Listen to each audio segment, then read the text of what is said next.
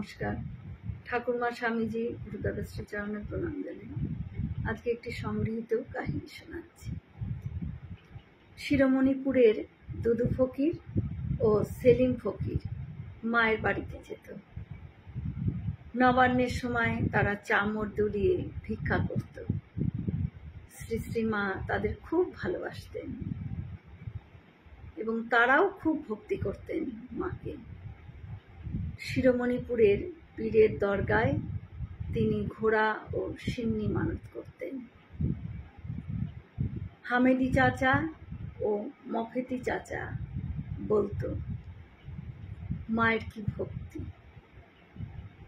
আমাদের পালা পড়বে মা সিন্নি মানত করে, বাতাসা দেয়। মাফেতি চাচা মাকে জিজ্ঞাসা করেছিলেন, মাগো, মুসলমানদের পরবে আপনি সিন্নি বাতাসা পাঠান কেন মা? আপনারা তো হিন্দু।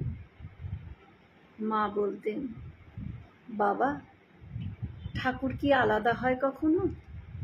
সব এক। তোমরা তো জানো বাবা, তোমাদের ঠাকুর ইসলাম ধর্ম সাধনা করেছিলেন, সে সময় নামাজ পড়তেন, তোমাদের মতনই। সবই এক বাবা, নামই শুধু ভিন্ন। অনেক আগে একবার মায়ের মন্দিরে বাজ পড়ে। কিশোরী মহারাজ মাফেতি চাচাকে বলেছিলেন, হ্যাঁ রে মাফেতি, মায়ের মন্দিরে যে বাজ পড়ল, একবার আজান দিস তো।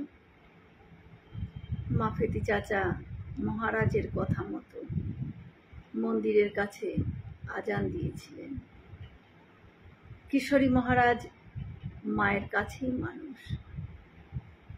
সত্যি মায়ের শিক্ষায় ওনারাও ছিলেন সর্বধর্মের লোক। আমরা ঠাকুর মাকে পীর পয়গম্বর রূপেই তো দেখি। হামেদি চাচা ও মাফেদি চাচাকে দেখেছি, ওরা মনে প্রাণে ঠাকুর আর মাকেই ভাবত। ওরা তো আল্লাহরই দূত। জয় শ্রী রামকৃষ্ণ। আমরা সকলে মিলে একসাথে বলি, জয় মহামাই কি জয়, জয় ভগবান শ্রী শ্রী রামকৃষ্ণ দেব কি জয়, জয় স্বামীজি মহারাজ জি কি জয়। হয়তো অনেক ভুল ত্রুটি করলাম, ঠাকুর যেন আমায় ক্ষমা করে দেন। সকলে সুস্থ থাকবেন, আনন্দে থাকবেন। ঠাকুর মায়ের কৃপা দৃষ্টি সকলের উপর বর্ষিত। শুভরাত্রি।